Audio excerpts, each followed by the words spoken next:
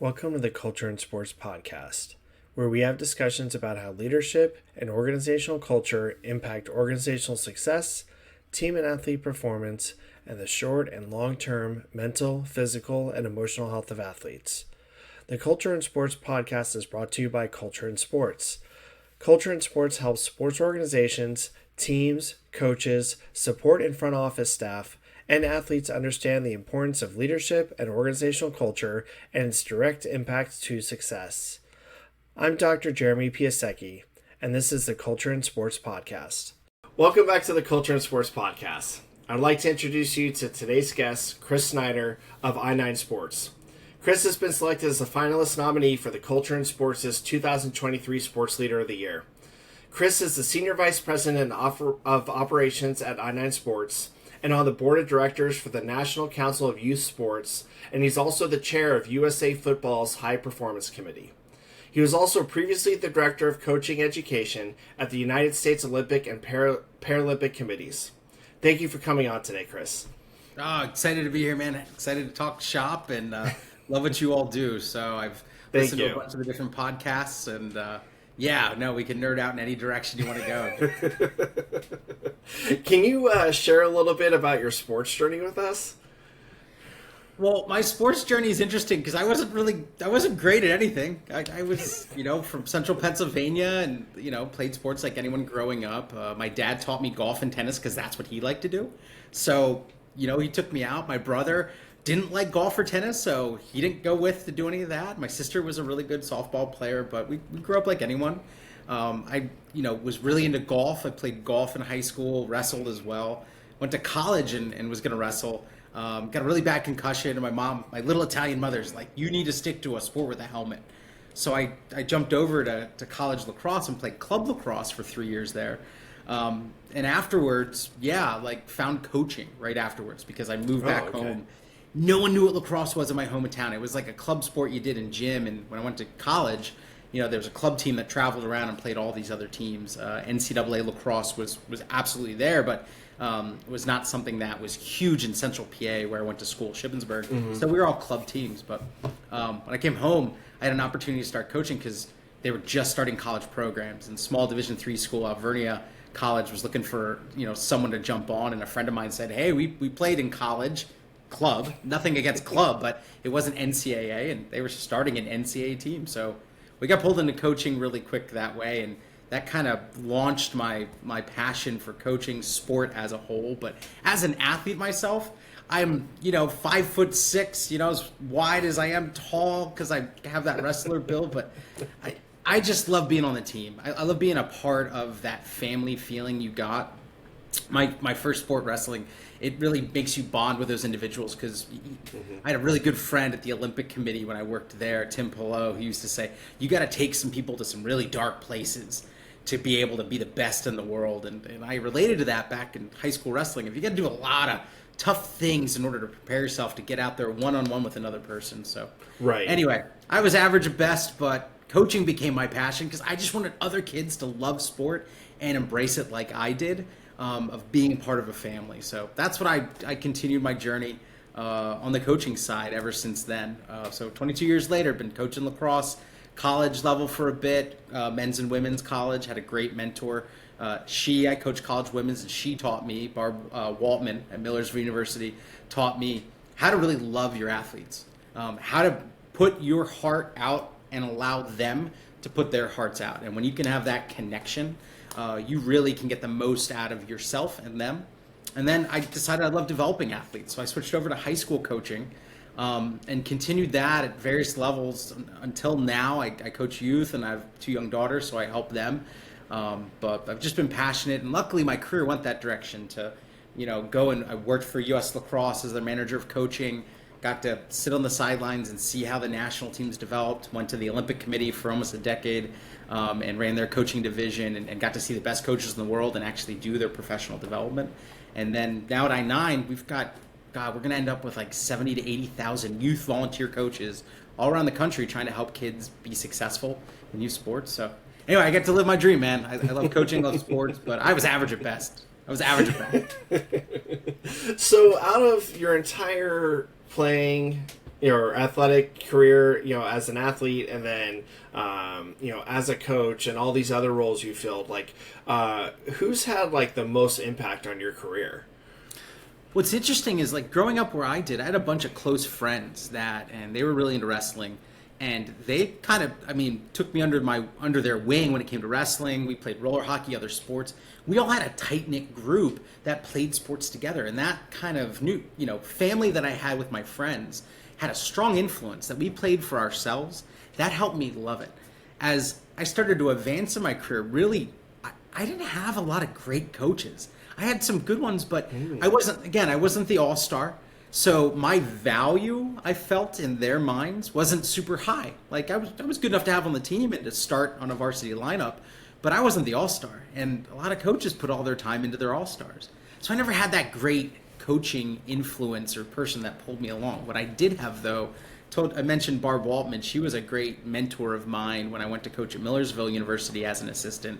And I was getting my master's degree in sport management. And again, she taught me a lot about how to connect with other people. It's the 4 C's: competence, confidence, connection, and character, right?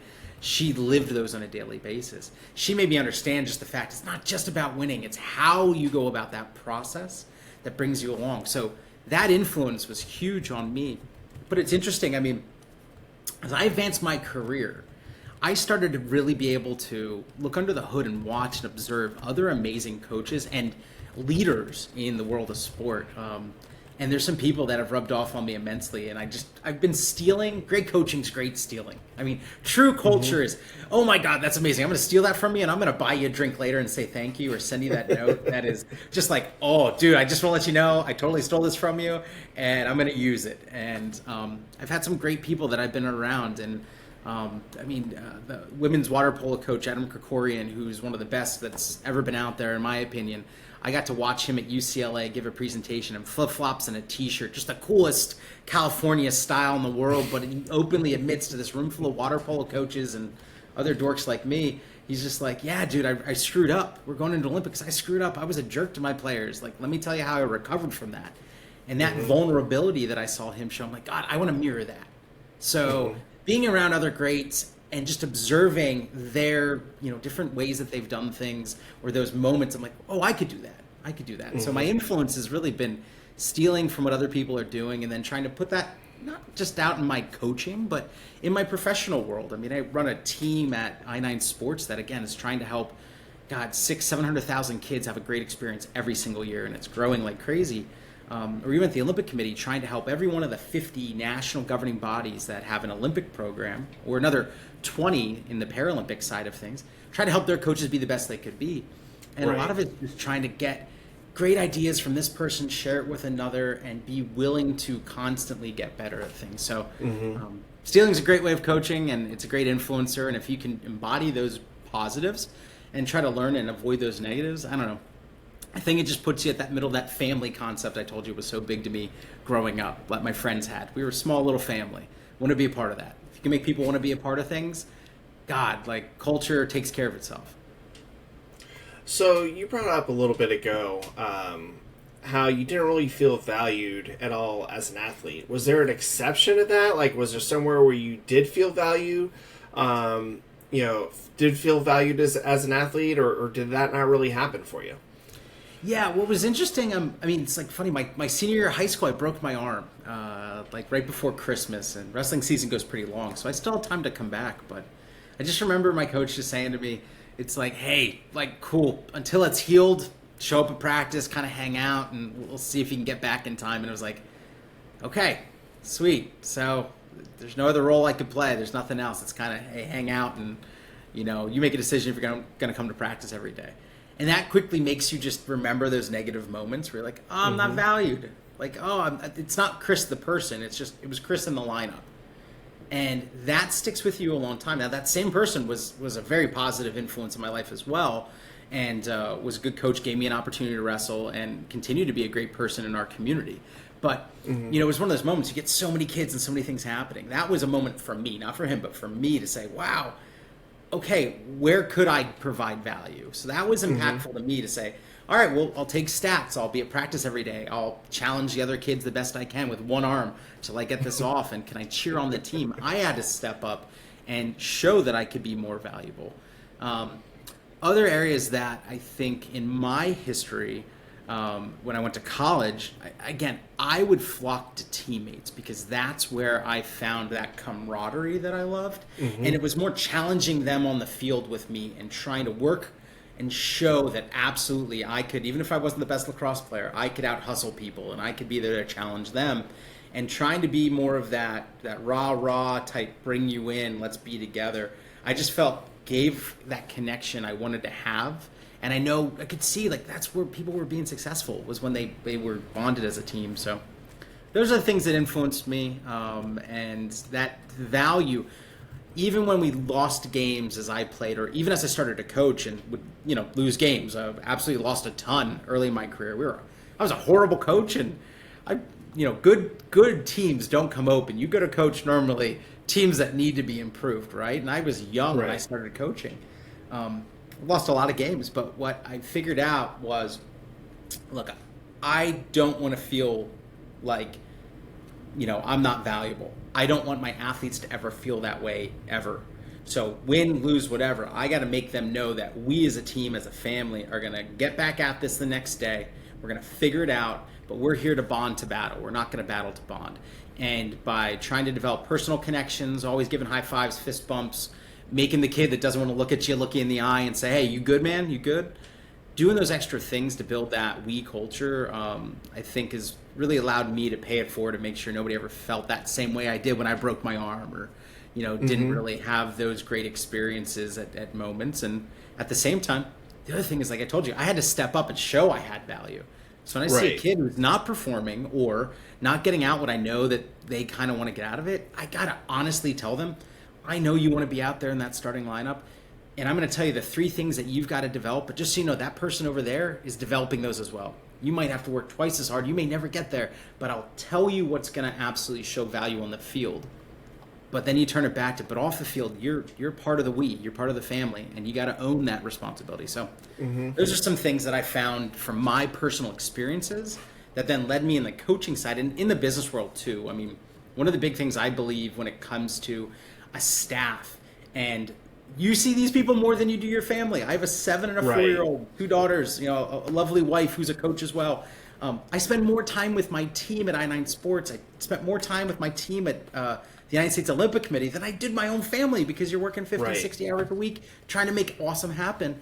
You've got to make them a family. They got to bond to battle on the day-to-day, and they got to love one another so you can do some great things. Nobody likes a job or a team where everything is just constantly a battle to bond. You don't want to be together. It's just a job, right? And you clock in, clock out. But the people you're with, like, if they don't have value to you, I think you're missing out on what can make teams amazing. So that's some of the stuff that I lived from those experiences. So obviously in your coaching career, and this might resonate personally to you too, you've had athletes, youth athletes, high school athletes, who are just not athletic at all. I mean, they try everything, you try everything as a coach, but you still want them to be like a contributing member of the team. So how do you make those athletes feel valued?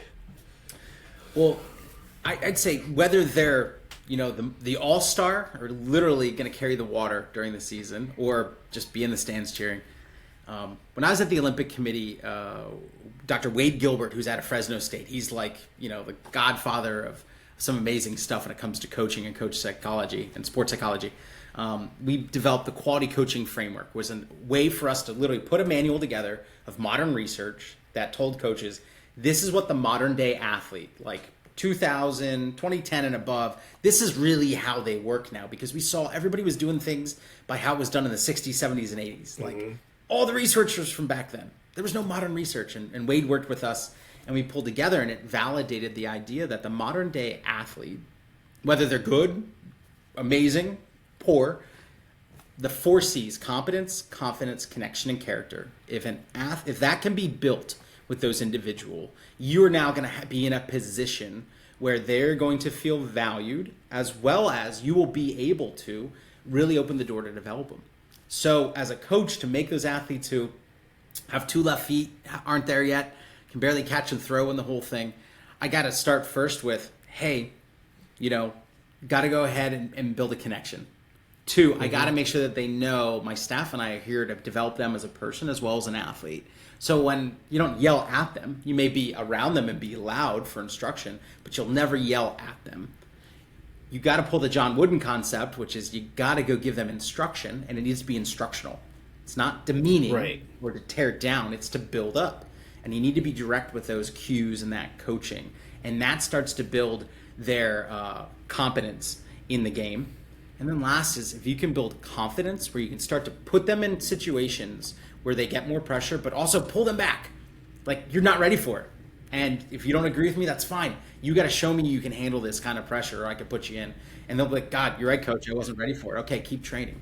So if you can build the 4 C's, I swear that it doesn't matter if they've got 2 left feet or if they're going to be the next world champ, man.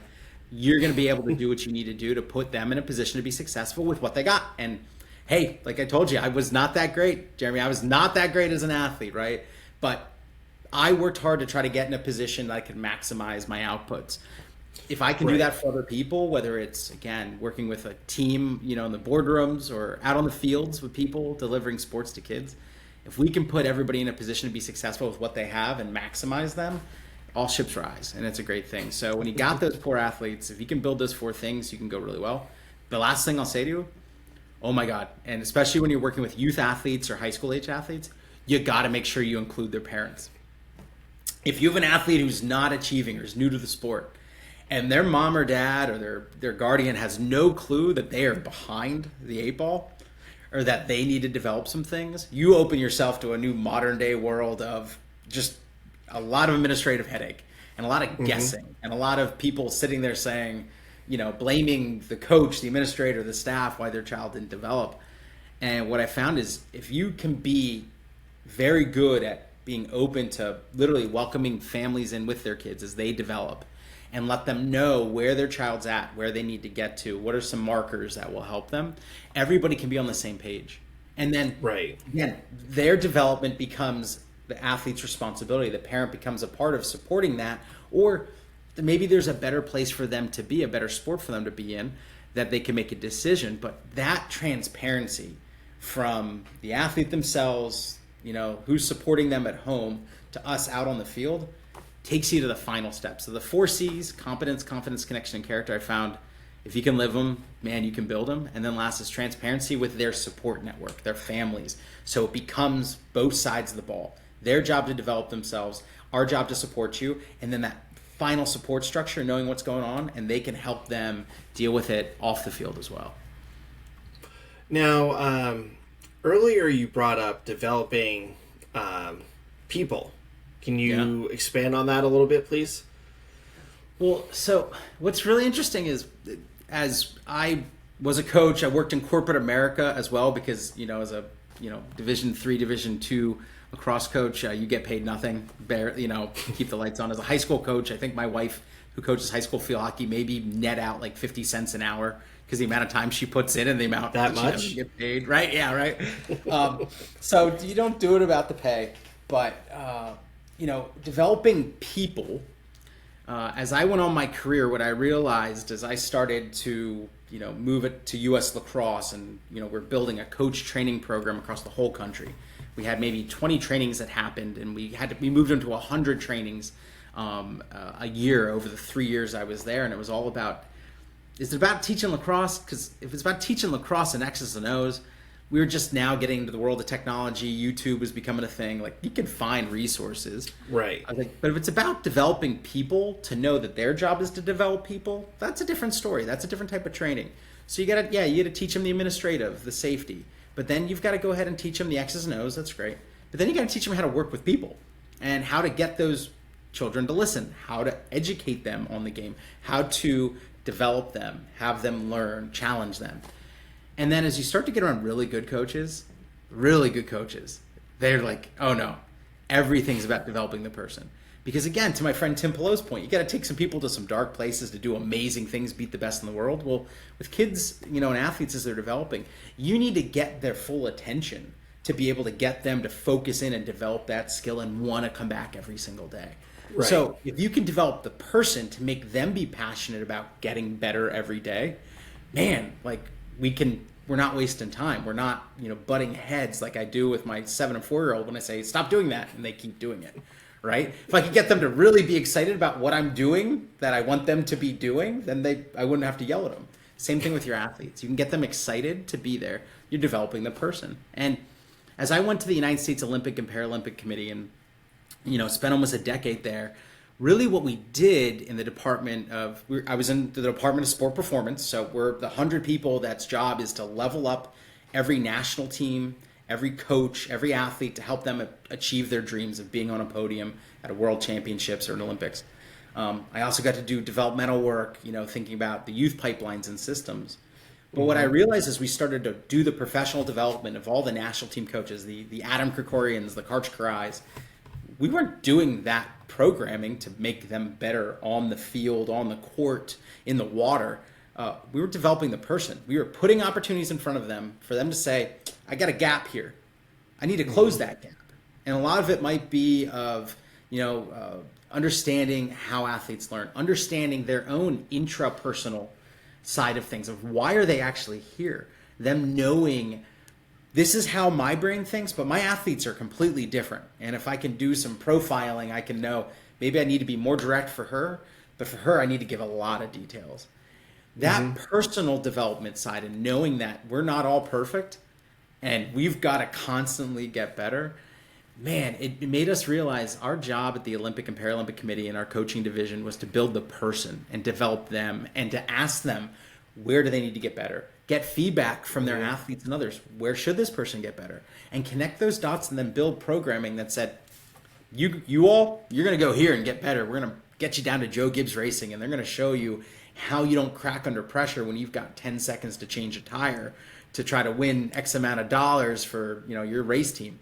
You all, you're going to go to Oakley. You're going to find out how they creatively come up with some ideas and are be able to ideate around new types of technology and vision, and eyewear that's going to help them, move to market in the future. Or you all, we're going to get you in the room with the soccer coach, Anson Dorrance from UNC, and he's going to tell you about how he's able to have his athletes battle every single day, but didn't have them literally destroy one another to the point that they couldn't be successful, and they stayed a tight-knit team. And we needed to close gaps for individuals in their own way. That's developing the person. And I'll say this, like back to your points about like youth athletes and developmental athletes and how you bring them up. And I know, both of us started coaching young in our lives. I didn't know any of that. Like, I thought it was just a win. I thought most of the kids were older than me when I first started coaching. And then as I got older, like I thought I had to be that, loud coach. I was never authoritative, but it definitely was like, we got to get the outcome. When you start realizing it's about a process and it's just about closing a gap, and it's about closing gaps in people, and if everybody closes a couple gaps, we're going to win more. Like, man, you can stop wasting time on things that don't matter. You stop wasting your breath. And that becomes super rewarding. And also, dude, I'll tell you this. When you start developing people, and I had a great coach. She was in the U.S. lacrosse coach development program. So she did trainings around the country. She helped with some of our junior national teams before. And she said, Chris, it's not about how many championships you win as a coach. It's about how many weddings you get invited to. And what's great is she's like, I'm helping with middle school now on the side. I've got solid 15 years, maybe 20 years to wait till I get invited to a wedding. But you better believe in 20 years, I'm going to be judging. Did I do a good enough job that I've got these middle school girls now inviting me back to weddings? Because my college athletes, I've been invited to weddings. I know I'm good, but can I stay good for the next 20 years? And that's the point of developing people. Like if you build those connections for life, and that's what sport's about. It's about fun but you have to be purposeful in those things. So to your question on developing people, I found you got to be purposeful in it. You've got to find ways to show them that you value them. You got to then be purposeful in the fact that though you want to win, you'll win more through building those connections and then having them find ways to close gaps. And if you can open the door to close gaps with them, that's a bond that gets you invited back to some pretty cool stuff. And I've had players in my weddings and I've been to theirs now. And, it doesn't matter what my win percentage is, but it does matter, I think, that when you develop the person first, you achieve more, both in your life and in theirs. So, So you talked a lot about weddings, and you were really touching on what defines success as a coach. But like, can you talk a little bit more about what you believe defines success as a coach? So, what I believe to find success as a coach is you need to figure out exactly the gaps that need to be closed. You need to have some idea of what good is going to look like at the end of it. And great leadership, I think, builds three things. Leaders build a vision, direction, and inspiration towards a common value or a common outcome that you want to have. So to be an amazing coach, if you can remember, what is the vision? 2, can I set that? All right, 2, what are the directional steps that we need to put in place so that everybody's on the same page, we're rowing in the same direction, and I can actually check out what needs to be done? And then can it be inspirational? And that's the toughest part normally, because you have a lot of people that are super inspirational, rah, but it doesn't connect with half the team, You have other people and coaches that my brother, he's a great coach. He's not that guy. He's like, if I have to be the rah guy, we're in trouble. It's like, that is not my MO, man. Like, that's where I would come in. I like the rah stuff. But the inspiration to find success, that's where you as a coach need to figure out where the team's going to draw that, or where the family's going to draw that from. So if you can really take hold of leadership, drive vision, direction, and inspiration, identify the common goals, coaches can find success with their people. Staff, teams can find success as a whole of things. And then I think the last thing I'd say for coaches to find success is they got to want to be in that position and realize that they're in. I mean, you would know this. I mean, you jump out there, you travel the world, and now you're coaching a bunch of people, and you're like, what the hell am I here? You feel over your head, and it's that go time of like, am I going to step up and help this, this athlete or my staff member deal with their personal situation, or they hate me right now, and am I going to own that, or am I going to tell them it's on them? Like, you got to want to be in that position as a coach or a teammate or a leader. And that's the thing I'll say is a coach understands I'm here to develop human beings. I'm here to provide that leadership, and I'm going to stick in through hell or high water and really own my role. Like, that's where you find success. If you're willing to give up easy because it got a little hard, dude, like, seriously, don't go coach people. Don't be in a leadership role. Like, people just get frustrated. They hate life, and, they're not going to invite you to weddings. They're going to see you in the grocery store, run away. They're not going to come say hello. And then you're really going to know your value. There's nothing worse than some kid who doesn't want to say hi, right? Or exactly. An old colleague that you worked with that's just like, really just turning the other way at a conference.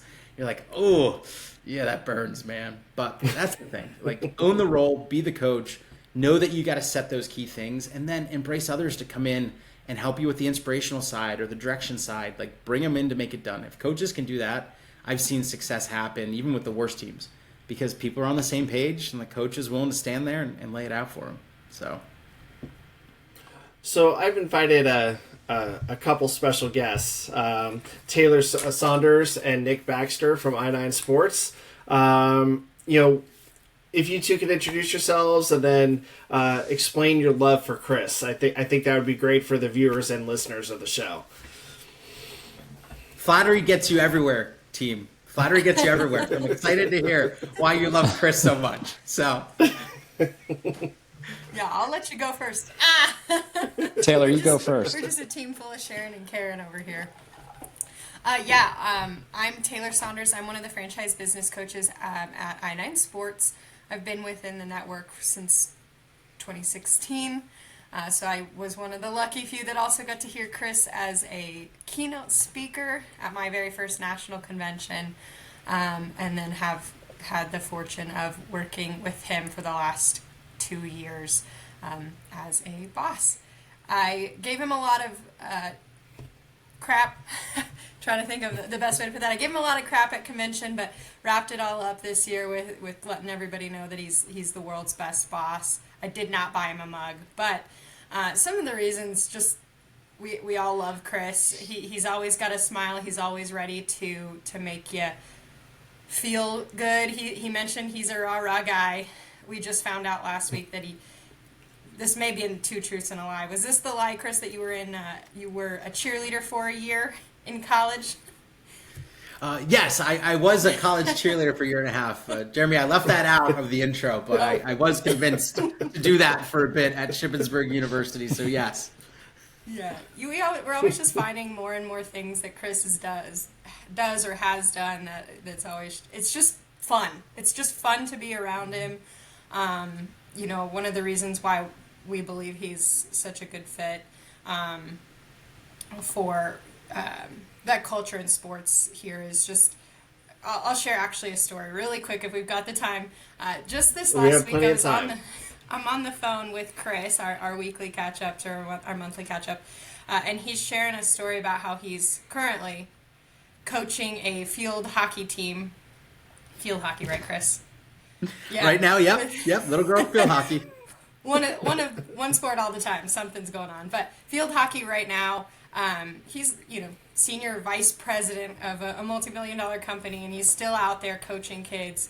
He mentioned that his youngest daughter is just a little on the younger side of that age group, and sometimes those kids struggle to participate. So she's using him as a jungle gym as he's out there coaching the rest of the kids, and just his willingness to do that in the first place and not tell her to go find a different place to climb on. She's out there, they're having a good time. I have no doubt that the rest of those kids were also learning sports and having a really good time. And the parents are seeing a wonderful example of it, of a parent and a coach who's showing up and just breeding positivity everywhere. Mm-hmm. But just a quick story. I know there's a lot of stories about why Chris is awesome, but that's just one that was really recent, and I wanted to share that. So. Yeah. Cool. I'll go as well. Can you guys hear me all right? I have to apologize. Yeah, no, you're good. Okay, you're good. Perfect. I apologize. I'm in the middle of moving right now, so I'm sitting in an empty house just with my cat staring at me. But no, I mean, Taylor said it great, and Chris, has been a huge part of I9 Sports for the last couple of years. And I mean, personally, professionally for me, just a guy that is always helping to develop, our team, even though we're all professionals, he's still focused on helping us develop. And, that's been very special and something that not every boss does for those that they work with. So that's great. And the other thing that I really love, and it's, we talk about it within I9 Sports a lot, it comes back to the why, and people really follow your why. And Chris's why is very genuine. He's in this for the right reasons. He's trying to build a better culture in youth sports because, he lived it. He was a part of it. He's coaching. His wife is operating a field hockey program. His daughters are, now coming up through the system. So it's just very genuine, and he wants to do it for the right reasons, which is inspiring. So, Chris, kudos. So, Thanks. Since I've got you all on, tell me a little bit about I9 Sports, because Chris has been bringing it up a lot, and from what I understand, you have a few athletes and one or two coaches that are involved in I9 Sports. Yeah, something like that. So we have I9 Sports, the largest franchise recreational league provider in the United States. We have 230 locations around the U.S. That's a franchise system.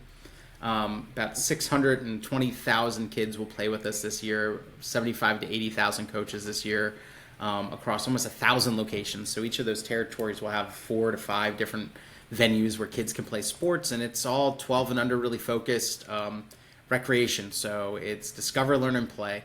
And we're multi-sport. So we've got soccer, we've got flag football, volleyball, basketball.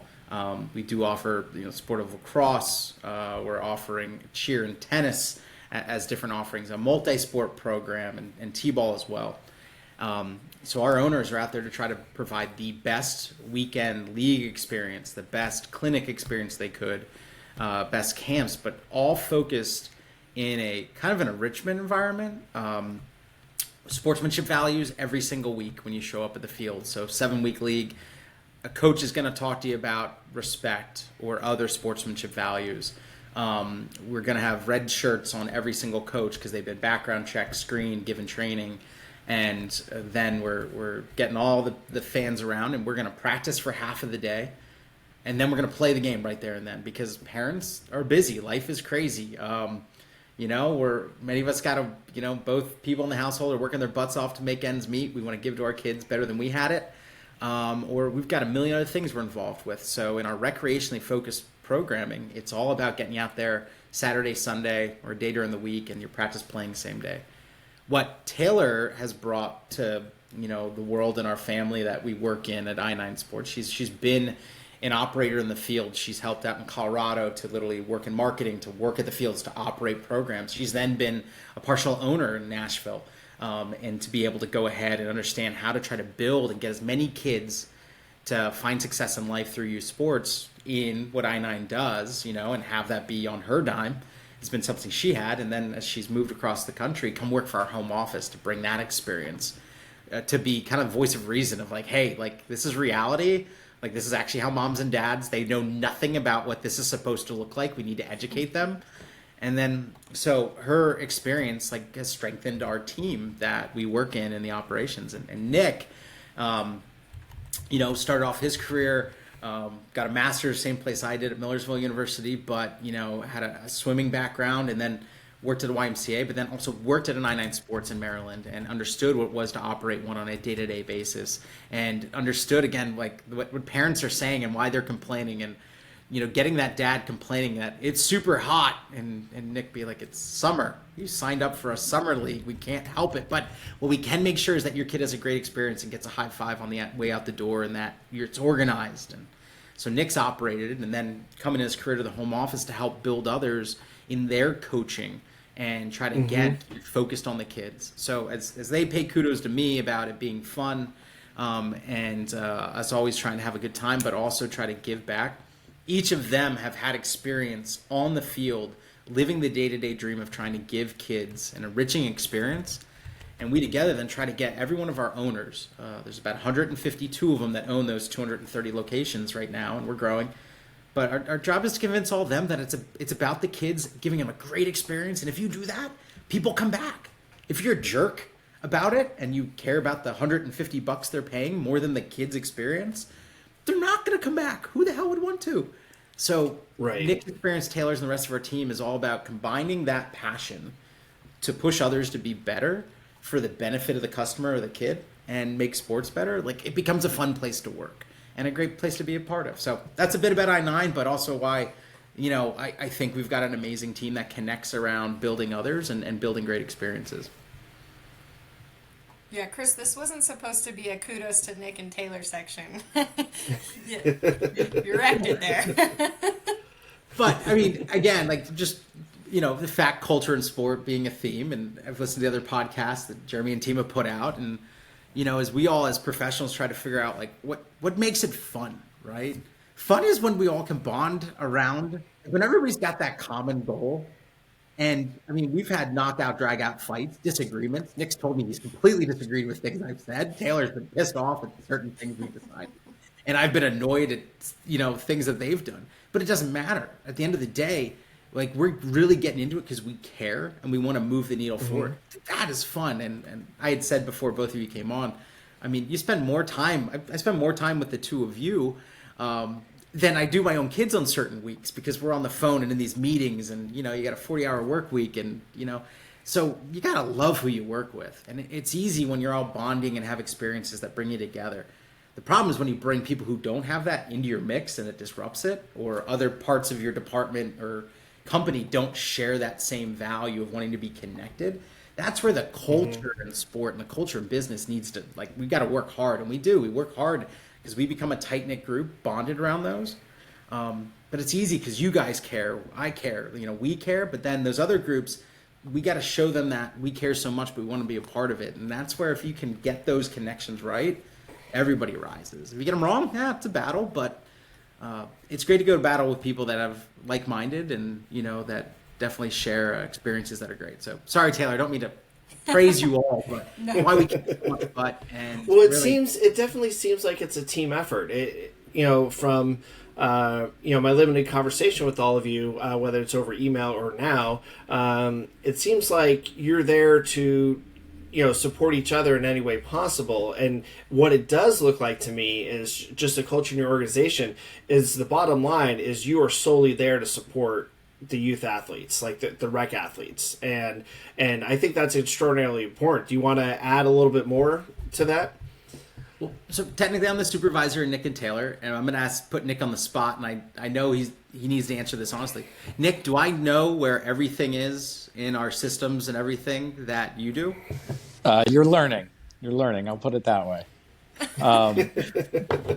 Yeah. Taylor, do I have the same at the field experience that you've had living in Nashville, trying to work through COVID and get as many kids out there playing? Do I have that experience and knowledge? You're learning.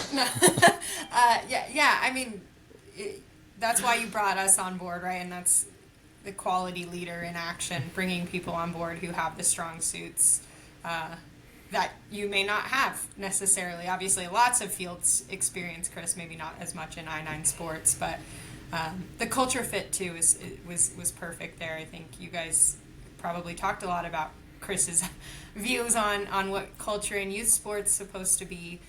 It aligned very well with what I9 sports, their goal is. That's all I have to say on it. You're doing a great job there.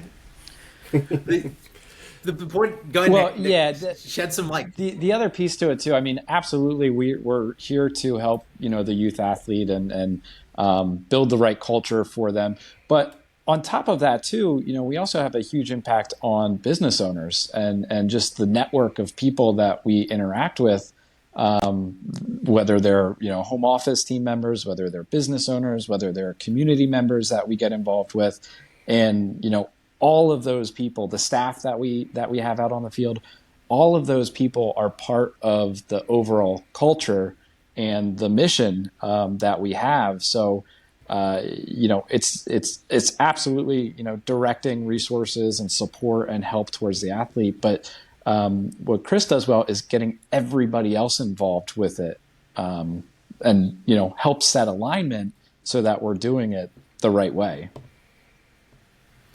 And building a team is about wrapping a team. Like, no one is perfect. And Vince Lombardi said, you go chasing perfection, knowing that you're going to find excellence along the way. And for me as a supervisor to say, I know it all, take a lead from me, we'll fail. But Nick has experiences and knowledge of where things are at. Taylor has experiences and knowledge. And if we can, again, bond to battle and fill those gaps on a day-to-day basis, we'll be successful. With the network, as Nick talked about, if you can get them all to bond and know no one's perfect, but if we bond to share information across all 230 locations, we can answer any problem that's out there for people. And like Jeremy, the best coaches in the world, I saw do that. Like, I watched Karch Karai, who was amazing women's volleyball coach, an amazing athlete himself. I watched him picking the brain of our men's field hockey coach over dinner, and he knows nothing about men's field hockey, but he's just picking his brain saying, I'm really bad at this. Like, how do you handle that in your situation? Mm-hmm. And then I'm watching another amazing coach at the top saying to this other coach, and bobsled skeleton, and this guy's, never doesn't know what bobsled skeleton really is, but he's saying, how do you deal with this situation? That sharing to answer a question is where you get successful. And that's where I know Nick, Taylor, my team, our team does amazing, is knowing we don't know it all. So let's go find the answer.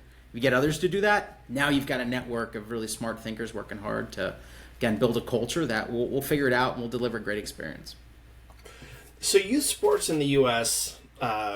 Seems to be a growing business and is pretty expensive, almost prohibitively expensive for regular families and regular youth athletes.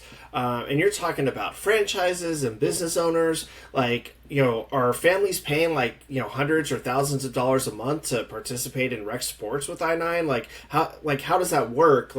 Is it cost prohibitive for athletes to be participating in rec sports with I9? Yeah, no, it is not cost prohibitive. And the interesting thing we're seeing, it's funny, there's a congressional meeting this past week talking about youth sports and the future of it around the United States Olympic and Paralympic Committee, and what to do to help the pipeline, because there's not enough dollars and there's a lot of attention on winning at the top. When it comes to the ecosystem, the club system in the United States that, again, promises you winning at all costs is coming down the age groups as low as it can. You're seeing 7-8-year-olds be pulled into 5-day-week programs and literally pay $2,000 to $3,000 a year to be part of programming. The recreational aspect of play as many sports as possible, make sure it's age appropriate, don't max out the child's mental or physical abilities, make sure that it's within their reach physically and mentally, and then also make sure it's super fun and affordable, convenient for parents. That's what I9 was founded around. It's all about the idea of how do we get you out there, how do we get you practice and play in the same day, make it available, simple to sign up and register, everybody gets playing time, and while winning is important, it's not more important than learning life lessons and playing with others.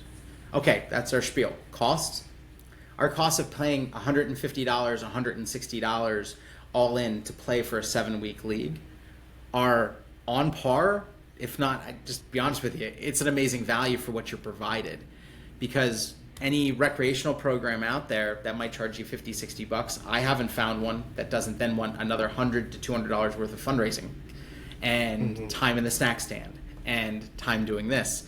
And what I9 does is we empower for-profit, owners in your community, but the owners in those communities are charging an all-in cost. You get your jersey, you get everything, you get a team, you're ungodly taken care of with where to be, when to be there. They have to deliver an amazing experience because it's their job, and if they don't do a good job, they don't get local funding, they don't get dollars from your taxes, they don't get additional dollars, they can't apply for grants. They've got to make sure they give a great thing so you speak with your wallet and feet and stick around. YMCA's, Boys and Girls Clubs, others can get local funding, grants, other things like that. They are supported. And if they deliver a horrible experience, they still get those dollars. So our franchising model actually is the best thing in my eyes that we could ever ask for in youth sports, because if you're not good, they don't stick around. You don't stay in business. You're accountable to every mom and dad to give a great experience. And the pricing is exactly in line with what everything else out there is, around $18 to $20 per hour with a child. And you pay what the market bears. What we're not 5 to 1,000. We're not price gouging 5, 6, 7, 8-year-olds. We're not promising you Olympic dreams or NBA dreams when you're literally 6 and you just need to learn how to run jump throw. So that's, I think, why Taylor, Nick, and myself are so passionate about I9. It actually is something that we almost need to do more of in the United States, because we're so focused on winning and breaking a lot of young kids and making amazing 12-year-olds that blow out and have Tommy John at 13. We need to get back to playing as many sports, having fun, and when it's time or it presents itself for you to go pro, good. Mom and dad, take them, go pro, play 5 days a week. That's great. When their bodies are ready, their minds are ready, or their commitment's there. If it's not, can we just play and have a good time and use sports as an avenue to get better? Exactly. Especially rec sports. I mean, that's where the kids have the most fun, and they get the most playing time, and it's fun for everyone, right? Youth sports is definitely the way to go, especially for parents who are thinking, oh, what should I get my kid into, or my kid's great at baseball at 7. I want to put them on travel ball. Yes, that's great, but also maybe teach them some other youth sports. Maybe they'll find, their love and passion for another sport. Now, you're talking $150, $160, for a 7-8 week season. That still might even be cost prohibitive, for people, for families. What do families do in that situation? What's great is many of our owners also work with what we call our I9 Sport Association, our nonprofit, where they can go ahead and fundraise charitably dollars to offer scholarships, and not just to their own I9 programming, because as a nonprofit, they have to help their whole communities. So they could be giving scholarships to other programs. We also have great connections with Every Kid Sports, which is an avenue out there for those that need additional support to play sports. They could apply nationally to Every Kid Sports, who then, if they deem them that they're in need, will literally give them dollars to go sign up for a youth sport program. And we promote those avenues to any of those that might be cost prohibitive to be able to play. And the other side of it, and Taylor, maybe you should talk about this. As you've operated in Denver, Nashville, other locations, did you ever find a moment where somebody really couldn't afford to play? Did you ever turn anyone away? I mean, I think it was pretty rare in No. those situations, right? Yeah, I think, and also coaching a lot of our owners and talking to them in the day in and day out, it's pretty regular that we do have parents reaching out that, hey, I just can't afford this much, whether it's giving them a free season or heavily discounting. I don't say it's standard, but if you're in need, our network wants to see your child have a good experience and learn the sport. So we do see that a lot. Reach out to your local director and they will take care of you in most cases. As often as they can, right? We have to make it so it's sustainable. Otherwise, none of the kids get to enjoy sports. But sustainably helping people in the community is solely what most of our ADs are interested in. So I would say absolutely, Chris. We definitely helped out. And Absolutely. just wanted to add too, most of our ADs also do tiered pricing, which is something that's a little bit more unique on the youth sports side of things, where if you sign up earlier, you save a lot more money as well. So if you're helping by, I'm going to commit to next fall right now, I'm going to likely save $40 to $60, maybe more. Whereas if you're waiting till the last minute, if you're signing up the week before the season, it might cost you a little bit more too. So they have opportunities to offset some costs and make it a little bit more accessible. So before I kick both you and Taylor and Nick off, I just wanted to ask you. Chris seems like a very well-rounded leader. Not only just in the multiple positions he's held professionally, but just also as a good-hearted individual that's always trying to do the right thing for the right people. Do you consider Chris like a vulnerable person? Like, does he share his vulnerability and like his adversity with you? Does he keep it all bottled in inside and act like everything's fine? Like, tell us a little bit more about Chris in that sense. Oh, he's gonna let us know when he's not good at something. He'll call himself out. Very humble in that way. I don't think he's very shy at all about his shortcomings. Pun definitely intended. Yes, he has brought that up a couple times. Now, how about you, Nick? Like, what do you think? I figured. Oh, sorry. I'm not tiny. I'm just 5'5". I mean, I lie and say I'm 5'6" on my license. I mean, come on.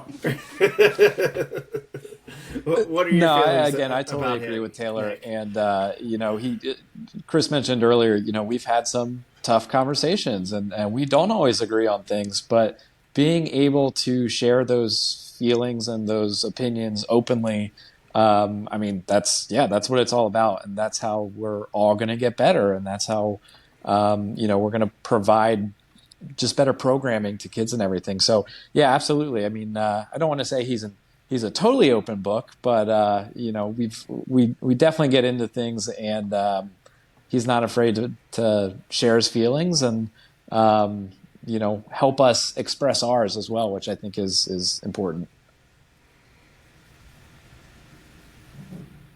Well, Nick, Taylor, thank you so much for joining us today. I really appreciate the insight on not only Chris, but on what you all are accomplishing over at I9 Sports. So I do appreciate you both coming on. Thanks for having us. Supporting Chris. Thank you for having us. Thanks, team. Because you brought it up at the very beginning of our discussion today. Why is vulnerability important?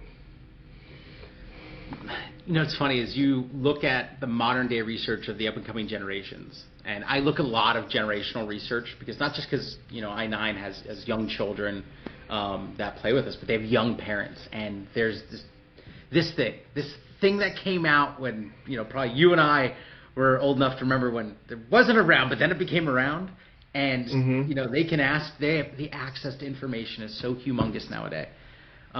Vulnerability is so important, in my opinion, as a leader because we can fact check everyone. I told athletes, I was coaching, that I scored 22 goals my senior year, and they did a couple Google searches. They're like, Coach, I think you only scored 21. I'm like, how did you find that? I played club lacrosse, and 2, you're cut. Like that, don't call me out like that. I didn't cut the player, but I made jokes. But the point being, we can find all this information.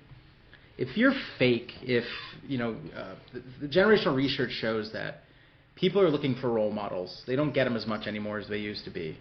The world's confusing. There's a lot of households that both parents are working, more single-parent households than ever, highest divorce rate in the history of the world out there. So, the world's changed. Athletes have changed. The young parents have changed. If you know that information, you know that they sniff out lies, cheats, stealers, because they can Google search and find it cheaper on Amazon. So they know if you're telling them it's a great deal, they'll tell you if it's not. Two, they can find out about really your core values. They can find out about how you handle customer service, how you value other people real quick because it's out there on the Google search, the 4-star rating. But the other side is people just want to be valued as people nowadays because we're so used to connecting virtually. We're so used to text. We're using X or we're using Facebook, and the either lets us know we're valued or not. My point being, vulnerability of just being a real human and treating others like real human is where we get that connectiveness. I think that's natural to wanting to feel included or a part of something. And if you can lead with vulnerability, if you can show that you don't know it all, and if you can celebrate others' strengths or challenge them to step up into a strength that the team needs and not be afraid of failure, you're going to win more. You're going to find more success. If you're not willing and you're going to be a dictative leader or an authoritative leader, I mean, the research from the quality coaching framework that Wade Gilbert and myself and our team collaborated to put together showed that doesn't work anymore. It has its place, and coaches that can be tough on athletes while letting them know I'm going to be tough on you, they can still be that way, but it's not as successful anymore because people are looking for role models and connection. They want that interpersonal relationship. So vulnerability and emotional intelligence, psychological safety. I mean, I know they're buzzwords, Adam Grant words, but dude, they are so true. Nick and Taylor, they know. They have the safety. If they disagree with me, they can tell me. I mean, they also know I'm going to tell them what I feel. They gave me a swear jar. This is it. And it's pretty full as a Christmas gift of hey, dude, come on. We know how you feel at certain moments, and they know my flaws. But my point being, they have the psychological safety to disagree with me. And I have the psychological safety to disagree with them and challenge them and find a way to get better. God, when you have that and they know I'm a real human being and I value them as that, we do more and go farther together. It's great.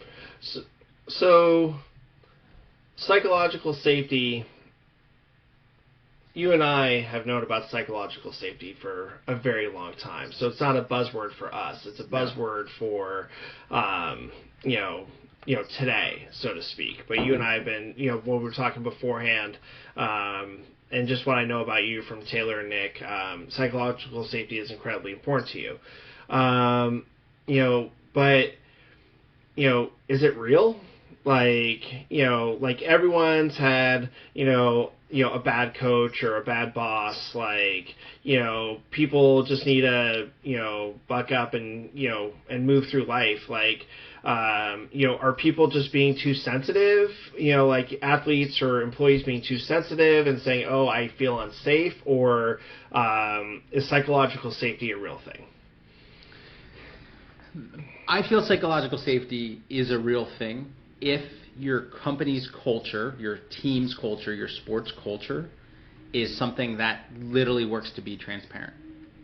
If you work to be transparent and you know why decisions were made, after decisions made, you follow back up and you let people know. You're open to their communication and their criticisms, and you can take it and have thick skin, and you're willing to introduce that, and you find a way to balance it. If there's transparency and discussion and dialogue, communication, psychological safety is one of the best things in the world because they know they can share that, and it's not going to be taken out on them 6 months later after they're put on a performance improvement plan.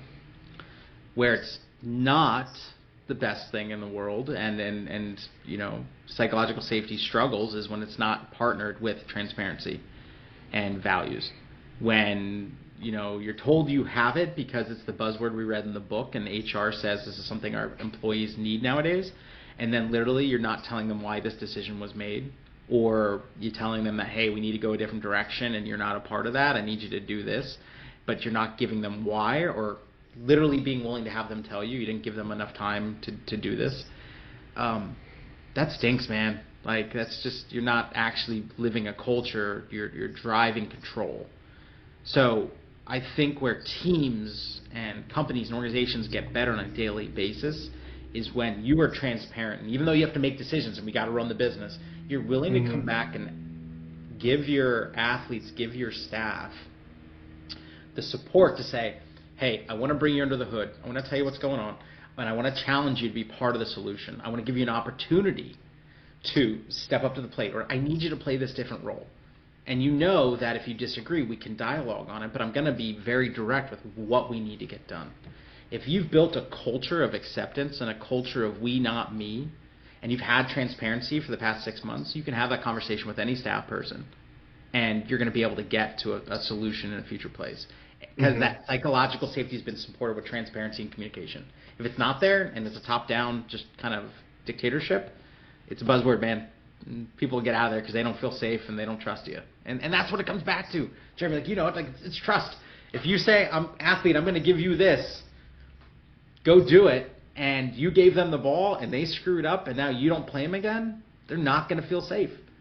But if you said, hey, look, you're our go-to person, our best person in the situation, I want you with the ball, I want you taking the shot, and if they miss, if you've constantly communicated that you are our best opportunity, and they miss, you better put them back in there, and you better let them keep playing. If not, they're not going to trust you. So really, so you're okay with providing it like an environment and culture where like it's okay to fail, like for athletes to experiment and learn and fail and learn from that and be resilient, like that's actually a good thing. Failure is the best thing in the world as long as it's win or learn, right? And the other thing I learned, so at the United States Olympic and Paralympic Committee, we had a bunch of pillars, right, that drove high performance. And we use this, and I pay homage to, the Rio Olympics, where we won the most medals in the history of the games and non-boycotted games, 121 as the U.S. team. And we did a lot of work to try to allow our programs to level up and make that an opportunity. And we put a moonshot. People said we were crazy. You're never going to achieve that. We said we want to try to hit 120 medals. And our chief of sport at the time said, this has never been done, but we're going to go for 120. And they said the most you're going to win is 87 medals by projections. And he, for a year and a half leading up to the games, he's like, nope, we're going to go for it, right? And we have these pillars. And he's like, if we can connect leaders, coaches, athletes, get them all communicating on what the gaps need to be closed, make sure they've got the right training, and go ahead and make sure that they've got the right competitions and that they're ramping in the right direction, and we just get them talking on the same page, and we're closing gap on these 5 things. We make it simple. It's about these 5 things. We can find success. And we did. We worked hard, but we did. The thing that we did that was awesome of closing those gaps was we failed fast. We said, go fast, fail quick, and let's move off it quickly. The struggle is when you hang on to that decision, you're not willing to give it up because you want to be right, not get it right.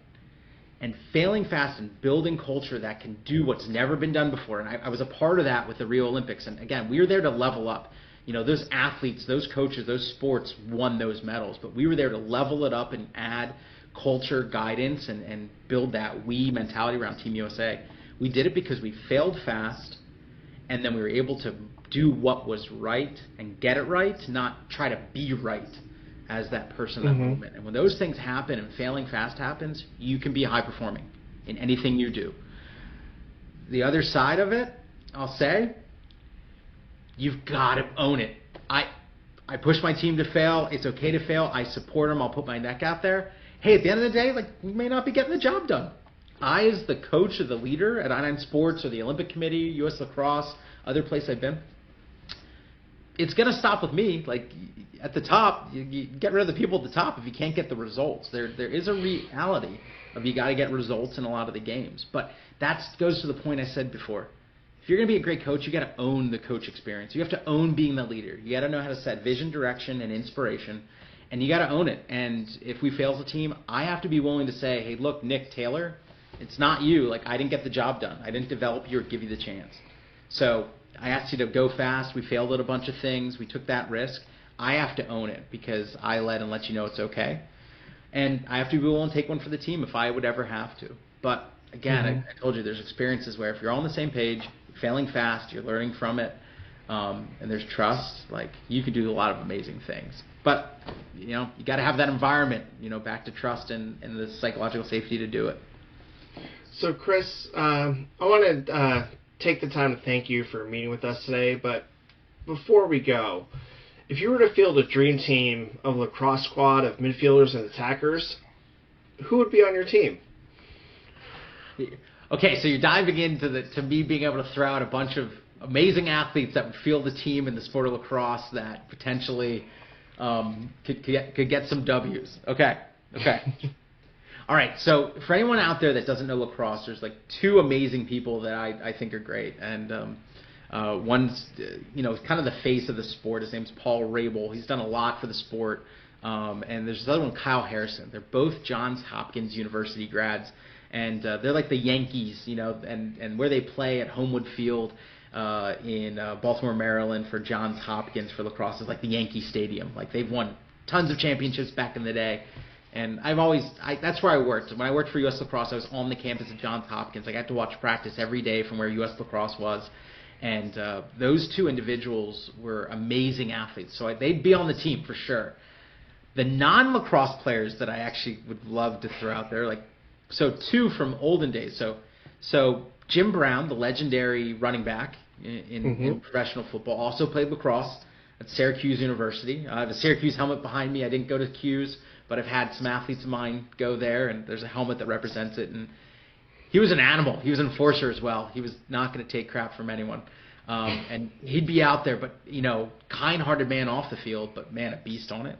The other one's Jim Thorpe, and I live in central Pennsylvania, and Jim Thorpe, Native American, one of the best Olympians in the history, as well as humanitarians, and really fought for a lot of rights for Native Americans through his sport experience. Like he also was another one that had a lacrosse background, but known for being an Olympian, and is a living, his family continues the legend of Jim Thorpe. But God, they'd be studs.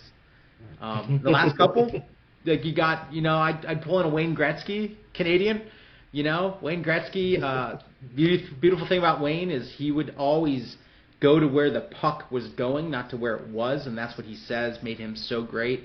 And I think also his dad made him count down from 10 seconds, 10, 9, 8, to really know what it meant to be 10 seconds left and that he could get another shot or two off.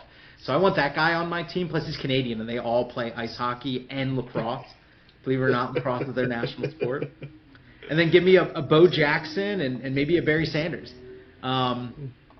Great, well-rounded athletes, but also I think the commonality of almost every one of these people I mentioned, they're all really good people. Like none of them have been arrested for anything. They're good teammates. Barry Sanders never spiked the ball in the NFL. Like he scored all those touchdowns as a Detroit Lion back when they were good. They're getting good nowadays, but he never spiked the ball. And I think, like the sport of lacrosse needs teamwork and communication. It's 10 people on the men's side, 11 on the women's, all trying to get on the same page to make something happen. It's the ultimate culture. Like, if you got good culture, you're going to win games.